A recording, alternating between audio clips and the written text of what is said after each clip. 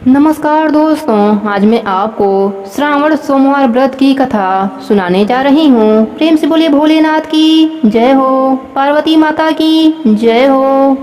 एक बार श्रावण के महीने में सभी देवियाँ देवलोक से मृतलोक में झूला झूलने आई हुई थीं। उनमें लक्ष्मी जी, सरस्वती जी और पार्वती जी तीनों देवियाँ भी थीं। अब लक्ष्मी जी और सरस्वती जी तो सज धज कर गहने पहनकर आई थीं, लेकिन पार्वती जी साधारण भेष में आंख धतूरा के फूल लगाकर आ जाती।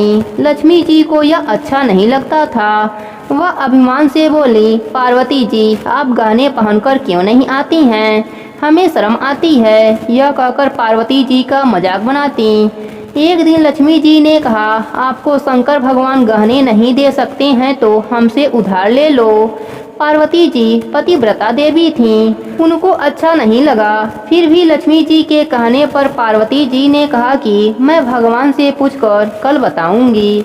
अब पार्वती जी शंकर भगवान के सामने जाकर बैठ गईं। भगवान कैलाश पर्वत पर ध्यान लगाकर बैठे थे। ध्यान से उठे तो पार्वती जी से पूछा कि आज आपको क्या चाहिए? पार्वती जी ने कहा, आपको कैसे पता कि मुझे कुछ चाहिए? भगवान ने कहा कि तुमको कुछ पूछना होता है तब तुम सामने आकर बैठ जाती हो। तो पार्वती जी शर्मा गईं और उन्होंने बताया कि हम तीनों देवियाँ झूला झूलने जाते हैं। वहाँ लक्ष्मी जी हमारा मजाक बनाती हैं कि भगवान आपको गहने क्यों नहीं पहनाते हैं। इस पर भगवान ने कहा, क्या तुमने बताया नहीं कि हम कैलाश पर्वत पर जंगल में रहते हैं और राक्षस चारों ओर घूमते हैं, इसलिए हम गहने नहीं पहन सकते। पर पार्वती जी ने कहा, सुहागिन औरतों को त्योहार पर नथ पंचमढ़ियाँ तो पहनना ही चाहिए। लक्ष्मी जी मेरे को उधार दे रही थीं। आपका हुक्म हो तो उधार लेकर आ जाएं। भगवान बोले, कभी भी किसी से उधार वस्तु नहीं लेनी चाहिए। अगर वह वस्तु खो जाए तो अगला उस वस्तु की दुगुनी कीमत बताए तो भी देनी पड़ती है। यह हमें अच्छा नहीं लगता। अगर आपका मन जेवर पहनने का है तो हम जैसा कहें वैसा करना। भगवान ने अपने सिर से एक बाल तोड़कर दे दिया कि इसके बराबर सोना लेकर आ जाओ, हम उससे गहना गढ़वा देंगे। पार्वती जी ने सोचा कि इतने से सोने में गहने कहाँ से बनेंगे, लेकिन पार्वती जी पति आज्ञा मानकर दूसरे दिन चली गईं। और आते ही लक्ष्मी जी ने पूछा कि आपके भगवान ने क्या कहा। इस पर पार्वती जी ने कहा कि भगवान ने यह बाल दिया है, इस बाल के बराबर सोना चाहिए, उससे गहना बनवा लेंगे। लक्ष्मी जी बात सुनकर हंसी और बोली, इससे क्या गहना बनेगा? लेकिन पार्वती जी ने कहा, यह भी तोल कर देना। झूला झूलने के बाद गांव के स्त्रियों से तराजू मंगवाया और उसमें बाल के बराबर सोना तौलने लगे। लक्ष्मी जी ने पूरा जेवर ही उतारकर तराजू में रख दिया, लेकिन बाल भारी रहता और गहने हल्के हो जाते।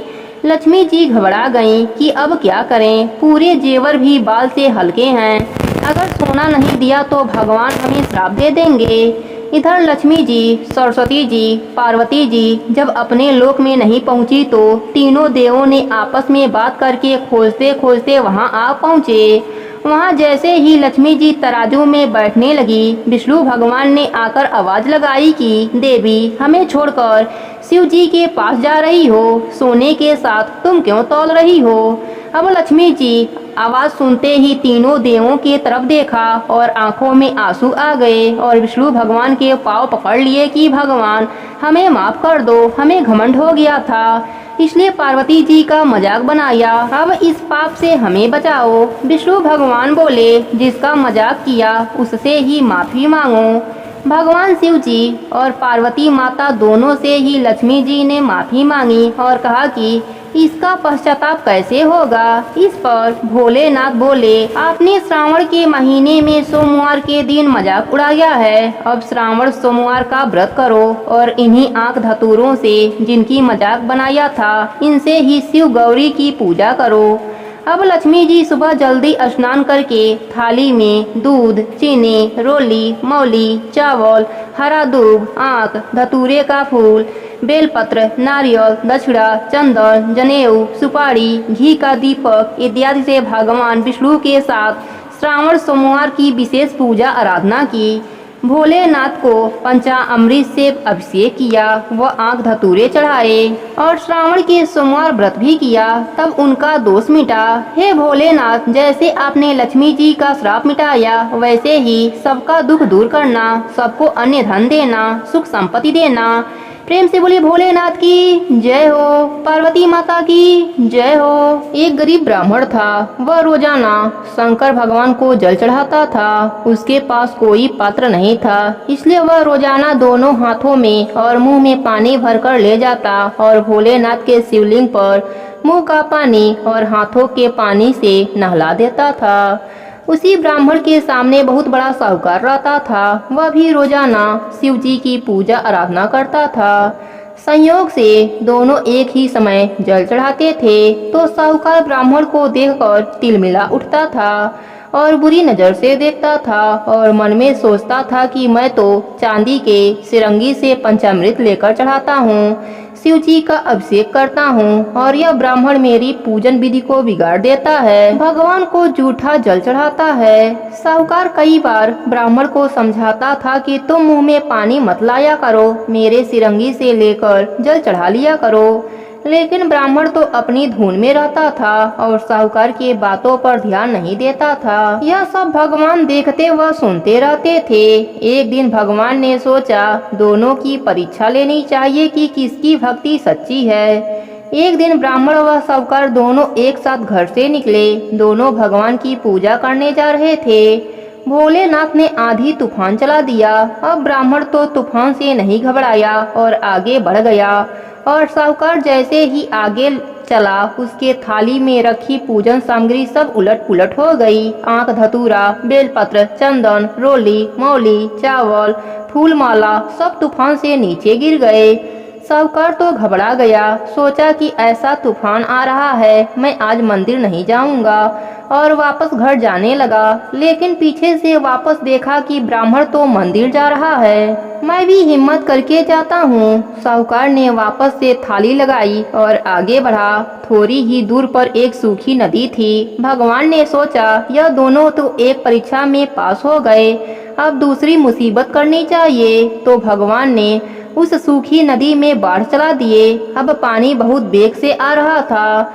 दोनों नदी के पास जाकर खड़े हो गए। अब ब्राह्मण ने सोचा कि भगवान को जल चढ़ाने का नियम है, उसे नहीं तोड़ना चाहिए। मैं तो बिना भगवान के जल चढ़ाए रह नहीं सकता, मुझे तो जाना ही चाहिए। अगर पानी के बहाव में बह भी गया तो कोई बात नहीं, एक दिन तो मरना ही है, यह तो निश्चित है। इस संसार को छोड़कर एक दिन जरूर जाना है, फिर इस देह का मोह क्या करना चाहिए। आज नहीं तो कल मरना ही है, आया है सो जाएगा। राजा रंग फकीर, फिर मुझे सोचना नहीं चाहिए। और नदी उस पार मंदिर है तो नदी पार करके जल जरूर चढ़ाऊंगा। वह तो हिम्मत करके ओम नमः शिवाय का नाम लेकर नदी में कूद गया और गोते लगाता हुआ नदी के दूसरे किनारे पहुंच गया। इधर साहूकार ने देखा कि नदी में बाढ़ बहुत तेज है, अगर मैं कूद गया तो पानी के बहाव में बह जाऊंगा। जानबूझकर मौत के मुंह में क्यों जाऊं? मर गया तो पत्नी बच्चे रोते रहेंगे और सारा कारोबार भी समाप्त हो जाएगा। मंदिर की पूजा तो कल कर लेंगे। साहूकार तो मन में सोचता हुआ वापस घर आ गया। अब इधर ब्राह्मण मंदिर के द्वार तक पहुंच गया तो भोलेनाथ ने सोचा कि ब्राह्मण की भक्ति तो बहुत सच्ची है और अब भोलेनाथ को भी मजा आने लगा। सोचे देखते हैं एक परीक्षा और ले लेते हैं, अगर इसमें पास हो गया तो इसको दर्शन दे देंगे। जैसे ही ब्राह्मण मंदिर में अंदर प्रवेश करने लगा, भगवान ने मंदिर के छत से पट्टियां गिराना शुरू कर दिया। अब धड़ाधड़ पट्टियां गिरने लगी। ब्राह्मण ने सोचा अगर एक भी पट्टी भगवान के शिवलिंग पर गिरी तो मूर्ति खंडित हो जाएगी, तो सारी जनता पूजन करने कहाँ जाएगी। इस गांव में एक ही तो मंदिर है, दूर दूर तक कहीं भी मंदिर नजर नहीं आता। मुझे शिवलिंग की रक्षा करनी चाहिए। ब्राह्मण तुरंत शिवलिंग के ऊपर लेट गया। सोचा मैं मर गया तो कोई बात नहीं, लेकिन भोलेनाथ के शिवलिंग को कुछ नहीं होना चाहिए। वह जैसे ही शिवलिंग पर लेटा, भोलेनाथ ने तूफान रोक दिया और भोलेनाथ ने साक्षात दर्शन दिया और ब्राह्मण को गले से लगाया और कहा मांगो तुम्हें क्या चाहिए, हम तुम्हारी भक्ति से अति प्रसन्न हैं। ब्राह्मण ने कहा, प्रभु मुझे क्या चाहिए, मुझे तो आपके दर्शन हो गए और इससे बड़ा क्या चाहिए। लेकिन भगवान ने जोर देकर कहा कि नहीं ब्राह्मण, कुछ तो मांग ले। ब्राह्मण ने कहा, अगर आप देना ही चाहते हैं तो केवल एक रामझारा दे दो जिससे मैं आपको जल चढ़ा सकूं, और अपनी भक्ति दे दो कि जब तक मैं जीवित रहूं सदा आपका ही गुणगान करता रहूं, और मुझे कुछ नहीं चाहिए। भगवान को हंसी आ गई और बोले, ब्राह्मण तुम कितने भोले हो। ब्राह्मण ने कहा कि मनुष्य अपने जीवन में कितना भी होशियार हो और कितना भी धन दौलत वैभव हो, मरने पर उसके साथ कुछ भी नहीं जाता। उसकी होशियारी चतुराई यहीं रह जाती है, उसके साथ केवल भगवान की भक्ति जाती है। आपके दर्शन हो गए, मेरा जीवन तो सफल हो गया। भगवान ने उसकी बातें सुनी, लेकिन भोलेनाथ तो कुछ ऐसे हैं जो अपने भक्तों को बिना मांगे ही सब कुछ दे देते हैं। भगवान ने ब्राह्मण को धन दौलत वैभव आदि सब दे दिया। वह ब्राह्मण आशीर्वाद लेकर घर आया तो अपनी झोपड़ी ढूंढने लगा, लेकिन उसकी झोपड़ी नहीं मिली। उस जगह उसे बहुत सुंदर महल मिला। वह खूब ठाट बाट से रहने लगा। अब उसके पास साहूकार से भी ज्यादा धन दौलत हो गया। साहूकार उसके सामने नहीं आता था और अपने गलती पर पछताता था। भगवान भोलेनाथ ऐसे ही हैं, वे बिना मांगे ही सब कुछ दे देते हैं। हे भोलेनाथ, जैसे आपने बिना मांगे ब्राह्मण को दर्शन दिया और बहुत धन दौलत वैभव दिया, वैसे ही सबको देना, सब पर अपनी कृपा बनाए रखना। प्रेम से बोले भोलेनाथ की जय हो। एक नगर में एक धनी व्यापारी रहता था। दूर दूर तक उसका व्यापार फैला हुआ था। नगर में उस व्यापारी का लोग मान सम्मान करते थे। इतना सब कुछ होने पर भी वह व्यापारी बहुत दुखी रहता था, क्योंकि उस व्यापारी का कोई पुत्र नहीं था। दिन रात एक ही चिंता सताती रहती थी कि उसके मृत्यु के बाद इतने बड़े व्यापार और धन संपत्ति को कौन संभालेगा। पुत्र पाने की इच्छा से वह व्यापारी प्रति सोमवार व्रत पूजा किया करता था। सायंकाल शिवालय में घी का दीपक जलाया करता था। उस व्यापारी की भक्ति देखकर एक दिन माता ने शिव जी से कहा, हे प्राणनाथ, यह व्यापारी आपका सच्चा भक्त है। कितने ही दिनों से यह सोमवार का व्रत और पूजा नियमित कर रहा है। प्रभु, आप इस व्यापारी की मनोकामना पूरी कर दीजिए। भगवान शिव मुस्कुराते हुए बोले, हे पार्वती, इस संसार में सबको उसके कर्मों के अनुसार फल की प्राप्ति होती है। प्राणी जैसा कर्म करते हैं उन्हें वैसा ही फल प्राप्त होता है। इसके बावजूद भी पार्वती माता नहीं मानी। उन्होंने आग्रह करते हुए कहा, नहीं प्राणनाथ, आपको इस व्यापारी की इच्छा पूरी करनी पड़ेगी। यह आपका अनन्य भक्त है। प्रति सोमवार व्रत करके आपका विधिवत पूजा करता है और पूजा अर्चना के बाद आपको भोग लगाकर एक समय भोजन करता है। आपको इसे पुत्र प्राप्ति का वरदान देना ही होगा। माता की इतना आग्रह देखकर भगवान शिव ने कहा, तुम्हारे आग्रह पर मैं इस व्यापारी को पुत्र प्राप्ति का वरदान देता हूँ, लेकिन इसका पुत्र 16 वर्ष से अधिक जीवित नहीं रहेगा।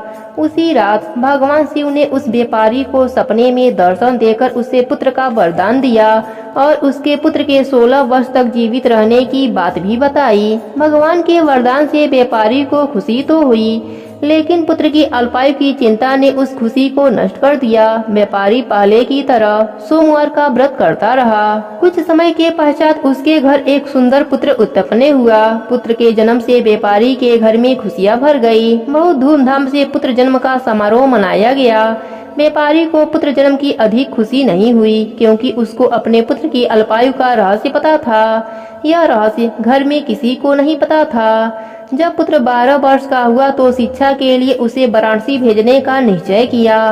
बच्चे के मामा को बुलाया और कहा कि पुत्र को शिक्षा प्राप्त करने के लिए वाराणसी छोड़ आओ। लड़का अपने मामा के साथ शिक्षा प्राप्त करने के लिए चल दिया। मामा और भांजा जहाँ रात्रि विश्राम के लिए रुकते वहीं यज्ञ करते और ब्राह्मणों को भोजन कराते थे। लंबी यात्रा के बाद मामा और भांजा एक नगर में पहुँचे। उस नगर में राजा की कन्या के विवाह की खुशी में पूरा नगर को सजाया गया था। निश्चित समय पर बारात भी आ गई, लेकिन वर के पिता अपने बेटे के एक आंख से काने होने के कारण बहुत चिंतित था। उसे इस बात का भय सता रहा था कि राजा को इस बात का पता चलने पर विवाह से इनकार न कर दें, इससे उसकी बदनामी होगी। वर के पिता ने उस लड़के को देखा तो उसके मन में एक विचार आया। उसने सोचा क्यों न इस लड़के को दुल्हा बनाकर राजकुमारी से विवाह करा दूं। विवाह के बाद इसे धन देकर विदा कर दूंगा और राजकुमारी को अपने नगर में ले जाऊंगा। बर के पिता ने इस विषय में बात की। मामा ने धन के लालच में इस बात को स्वीकार कर लिया। लड़के को दूल्हे का वस्त्र पहनाकर राजकुमारी के साथ विवाह करा दिया गया। राजा ने बहुत सा धन देकर राजकुमारी को विदा किया। लड़का जब वापस लौट रहा था तो सच नहीं छिपा सका और उसने राजकुमारी की ओढ़नी पर लिख दिया, राजकुमारी, तुम्हारा विवाह तो मेरे साथ हुआ है। मैं तो वाराणसी में शिक्षा प्राप्त करने जा रहा हूँ। अब तुम्हें जिस नवयुवक की पत्नी बनना पड़ेगा वह कान्हा है। जब राजकुमारी ने अपनी ओढ़ने की बात पढ़ी तो उसने काने लड़के के साथ जाने से इनकार कर दिया। राजा ने सारी बातें जानकर राजकुमारी को महल में रख लिया। उधर लड़का अपने मामा के साथ वाराणसी पहुंच गया। गुरुकुल में पढ़ना शुरू कर दिया।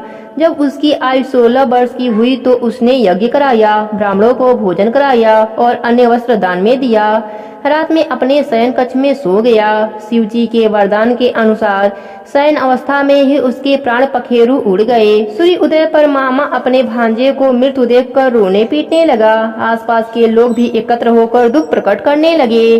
पार्वती माता यह सब देख रही थीं। पार्वती माता ने भगवान शिव जी से कहा, प्राणनाथ, मुझे इसके रोने की स्वर सहन नहीं हो रहा है, आप इसके कष्ट को दूर करें। शिव जी और माता अदृश्य रूप से समीप जाकर देखा और माता ने भगवान शिव जी से निवेदन किया, हे प्राणनाथ, आप इस लड़के को जीवित कर दीजिए, नहीं तो इसके माता पिता पुत्र के मृत्यु के कारण रो रो कर अपने प्राण को त्याग देंगे। इसके पिता आपके परम भक्त हैं, वर्षों से सोमवार व्रत करते हुए आपका विधिवत पूजा कर रहे हैं। माता के आग्रह पर भोलेनाथ ने लड़के को जीवित होने का वरदान दे दिया। कुछ ही पलों में वह जीवित होकर उठ बैठा। शिक्षा समाप्त करके लड़का मामा के साथ अपने नगर की ओर चल दिया। दोनों चलते हुए उसी नगर में पहुँचे जहाँ उसका विवाह हुआ था। उस नगर में भी यज्ञ का आयोजन किया। समीप से गुजरते हुए नगर के राजा ने यज्ञ का आयोजन देखा। राजा ने लड़के को तुरंत पहचान लिया। यज्ञ समाप्त होने पर राजा ने मामा भांजे को महल में ले गए और कुछ दिन अपने महल में रखकर बहुत सा धन वस्त्र देकर राजकुमारी के साथ विदा कर दिया। रास्ते में सुरक्षा के लिए राजा ने बहुत से सैनिकों को साथ भेजा। नगर में पहुंचते ही एक सिपाही को घर भेजकर अपने आगमन की सूचना भेजी। अपने बेटे के जीवित वापस लौटने की सूचना से व्यापारी बहुत प्रसन्न हुआ। भूखे प्यासे रहकर व्यापारी और उसकी पत्नी बेटे की प्रतीक्षा कर रहे थे।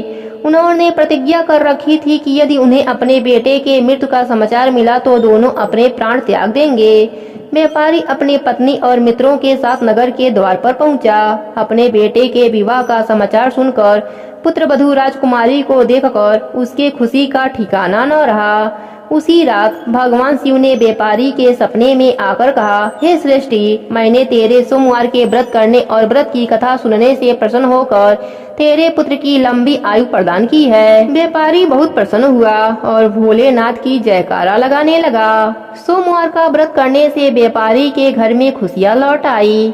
शास्त्रों में लिखा है कि जो स्त्री या पुरुष सोमवार की विधिवत व्रत करते और व्रत की कथा सुनते हैं, उनकी सभी इच्छाएं भोलेनाथ की कृपा से पूरी हो जाती हैं। हे भोलेनाथ, जैसे आपने व्यापारी पर अपनी कृपा करी, वैसे ही अपने सभी भक्तों पर अपनी कृपा बनाए रखना। कहानी अधूरी हो तो पूरी करना, पूरी हो तो मान रखना। प्रेम से बोलिए भोलेनाथ की जय हो, पार्वती माता की जय हो। अब सुनते हैं सारे नित्य नियम और व्रत को पूर्ण करने वाले गणेश भगवान की कहानी। प्रेम से बोलिए गणेश भगवान की जय हो।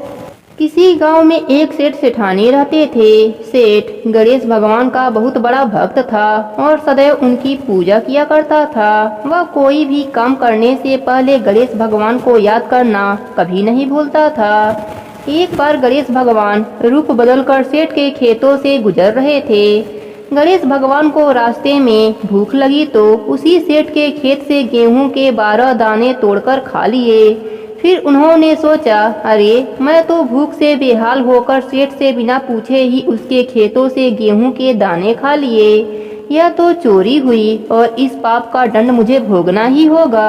फिर सेठ के पास पहुँचे और बोले, सेठ जी मुझे कोई काम दे दीजिए, मैं दूसरे गांव से काम की तलाश में आया हूँ। सेठ ने कहा, देखो मेरे काम में इस समय घाटा चल रहा है, इसलिए मैं तुम्हें काम तो दे दूंगा पर तनख्वाह नहीं दूंगा। इस तरह गणेश भगवान सेठ के घर काम करने लगे।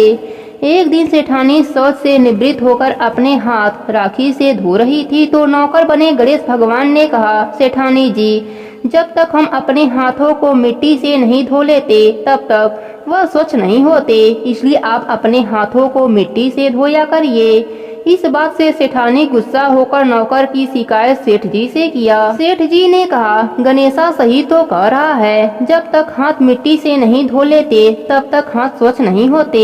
यह गणेशा तो बहुत समझदारी की बातें करता है, हमारा भला सोचता है। सेठानी ने कहा, सुनो जी कल हमें गंगा स्नान के लिए जाना है, तुम चलोगे साथ? सेठ जी ने कहा, मुझे दुकान पर बहुत काम है, तुम गणेशा के साथ चली जाना। अगले दिन सेठानी गणेशा के साथ गंगा घाट पहुंच जाती हैं। सेठानी गंगा किनारे पर ही बैठकर स्नान कर रही होती हैं। गणेशा सेठानी को लेकर बीच गंगा में ले जाकर डुबकी लगाकर वापस किनारे पर लाया। इस बात से भी सेठानी बहुत गुस्सा हुई। सेठानी घर आकर यह बात सेठ जी को बताया।